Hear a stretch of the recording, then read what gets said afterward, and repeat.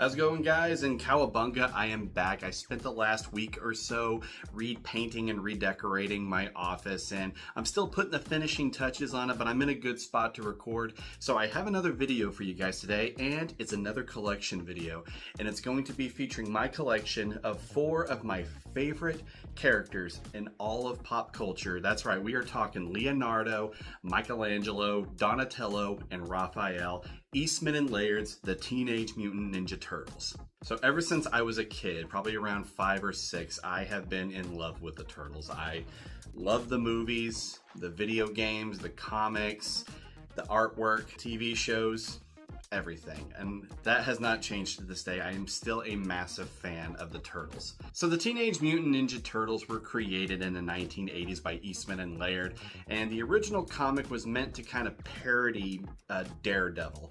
There were certain elements that kind of parodied the Daredevil comic, such as in the Daredevil comics, he fights the hand. In the Ninja Turtle comics, they fight the foot.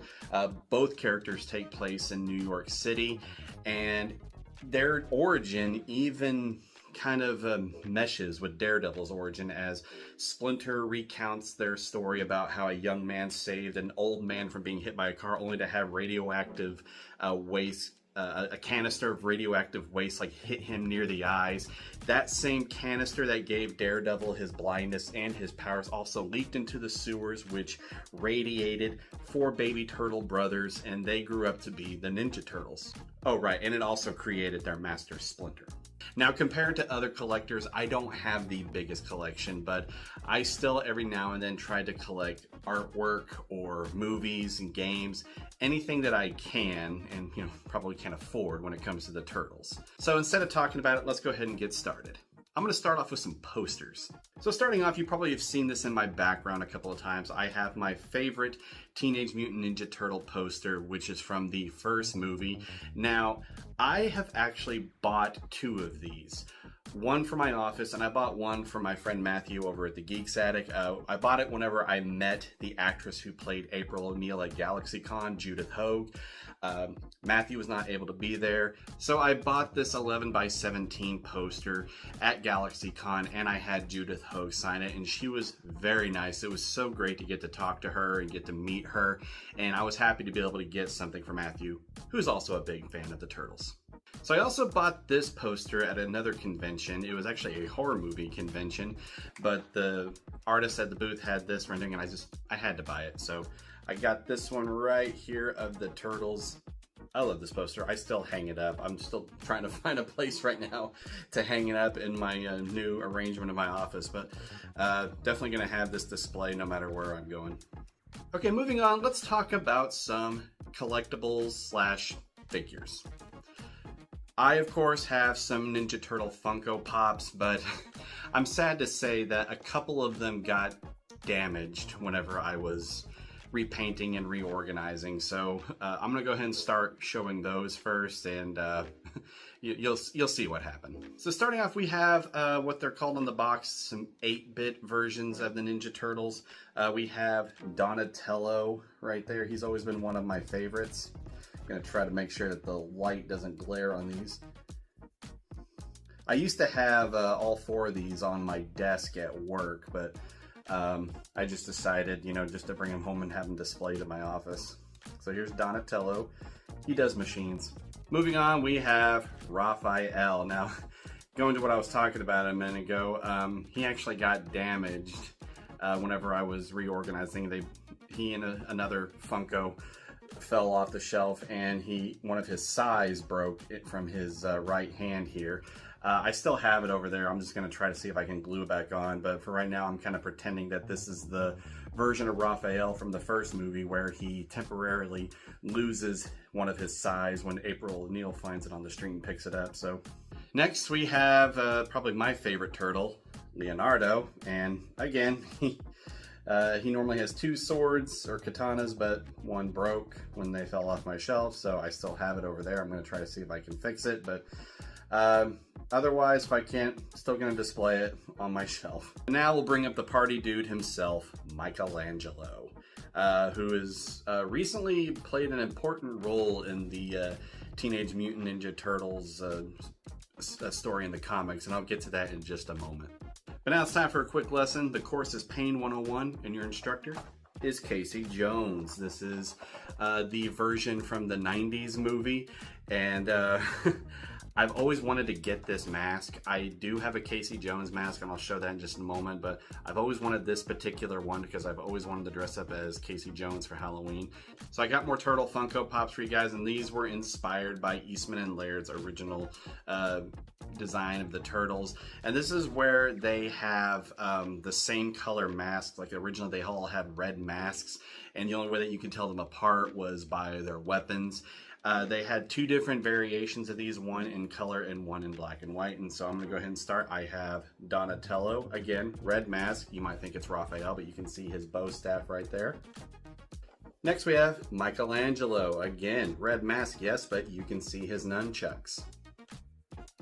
And next we have Raphael. Nothing's changed. This is normally how he always looks. And again, my favorite, Leonardo. And the last Funko Pop that I'm going to show you, again, I mentioned that Michelangelo played a pretty important role in the Turtles comics, and that comes from a story where he played the last surviving turtle in a dystopian New York City in The Last Ronin. That's right, I have read this comic, I love it. Like I said, all of the other turtles have died, and now Michelangelo is now elderly, and he is trying to take down one of the descendants of the Shredder in a dystopian New York City. It's a great comic. If you haven't had a chance to read it, I highly recommend it. Alright, all of my fellow Universal Monster fans, listen up. Wait, what are you bringing up Universal Monsters for in a Ninja Turtle collection? Well, glad you asked. They recently released several figures where the characters from the Ninja Turtles are redesigned to become characters from the Universal Monsters series, and such as we have Raphael here as the Wolfman. This is actually a gift from my buddy Matthew over at the Geeks Attic. He got me this for Christmas. I'm gonna go ahead and open it up. I have not opened it, but you can see Raphael now as the Wolfman, and his outfit is very heavily inspired by Lon Chaney Jr.'s or Lawrence Talbot's outfit that he normally wears in all of the movies. I'll go ahead and switch it on the back here so that way you can feast your eye on the beast with Psy. Next, we're going to show a redesign of the Turtles' arch nemesis, the Shredder, where he is now a vampire, not just any vampire, but Dracula. Gonna go ahead and open it up here so you can check it out. Try to get that glare out of there for you. I'm gonna turn it over the back here so you can fear the undead Shredhead. I'll go ahead and show a brief glimpse of like what some of the other characters look like here on the side. Right here you can see like Casey Jones as the Phantom of the Opera. We got Splinter as Van Helsing, Leonardo as the creature from the Black Lagoon, and I believe they have a Michelangelo one where he is Frankenstein. Alright, so that's all of my collectibles slash figures, so let's move on to a couple of video games that I have.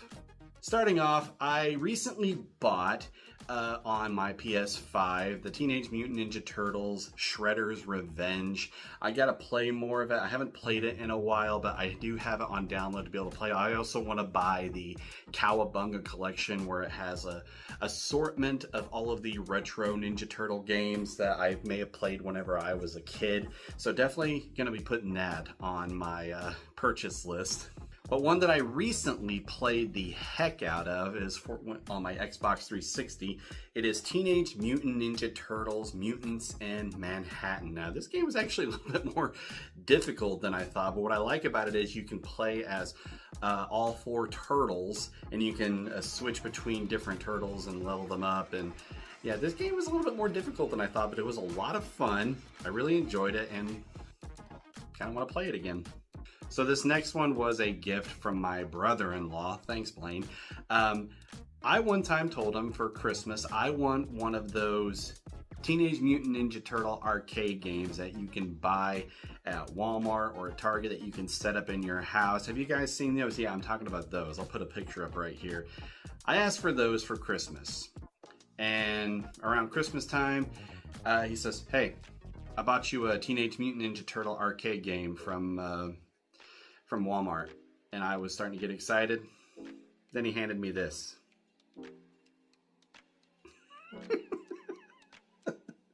I mean, you can still play it though. I mean, mine needs new batteries, but you can still play it. I mean, Teenage Mutant Ninja Turtle pinball.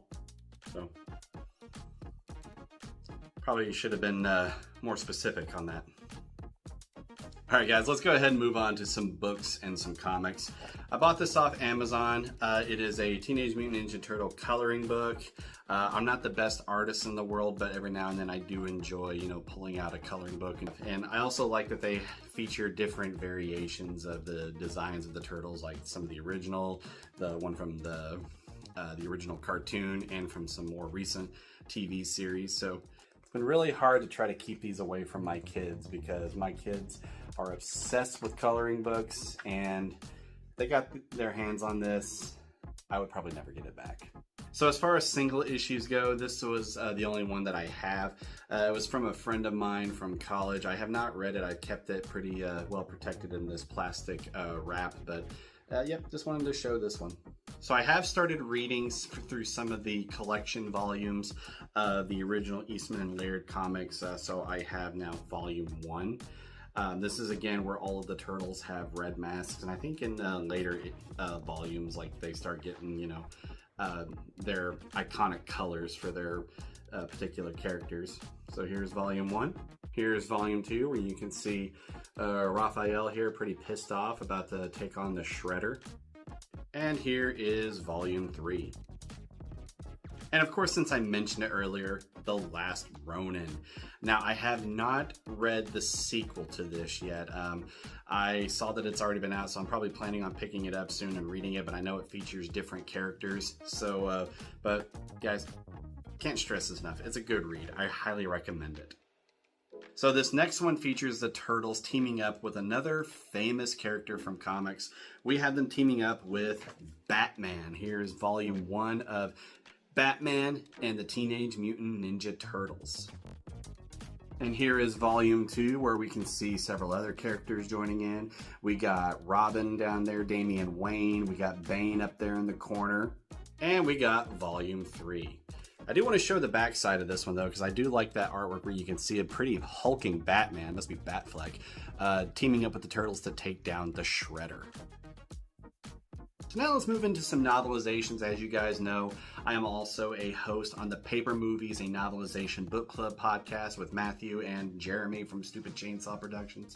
And we've actually covered one of these novelizations on our channel. I'll drop a link down below if you guys like to go check that out. We've also covered various other reviews for novelization, so definitely go check that out if you haven't already. But I'll go ahead and start off with the novelization that we have covered, and that is the novelization to the original Teenage Mutant Ninja Turtles film. This one was written by Dave Morris.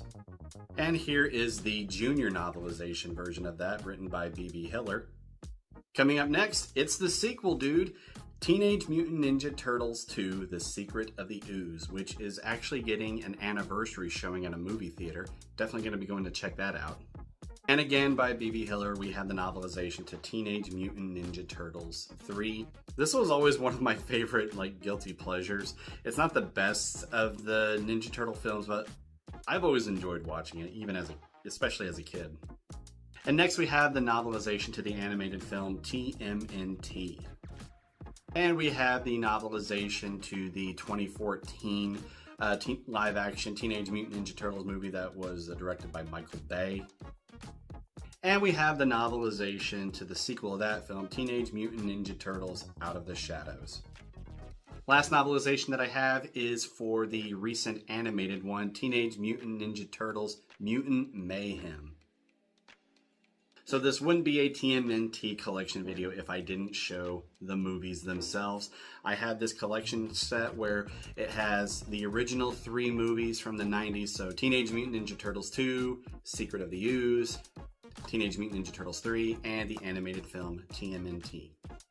I'm glad to have this collection set, but I would actually like to collect the original 90s movies individually on Blu-ray, so that's next on my list. Next is the DVD to Teenage Mutant Ninja Turtles from 2014, and again the DVD to the sequel, Out of the Shadows.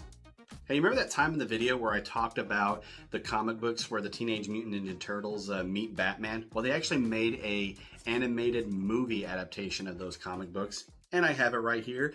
I actually reviewed it here on my channel. I'll drop a link to where you guys can go check out that review.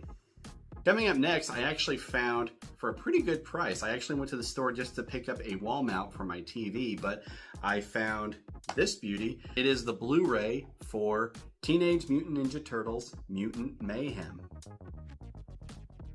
I also have a review of this on my channel. I'll drop a link to where you guys can go check that out.